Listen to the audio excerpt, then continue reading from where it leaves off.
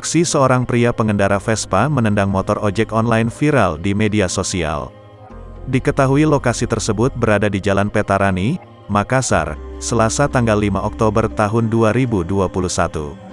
Akun Instagram @fakta.indo mengunggah video tersebut, Selasa, tanggal 5 Oktober tahun 2021.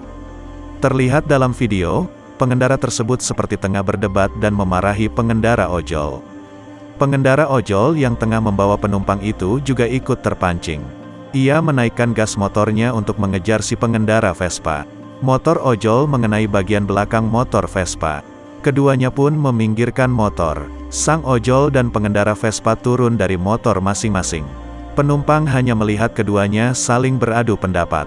Dalam keterangannya dituliskan jika si pengendara tak terima motornya disenggol, sehingga ia menendang bahkan mengajak duel sopir ojol.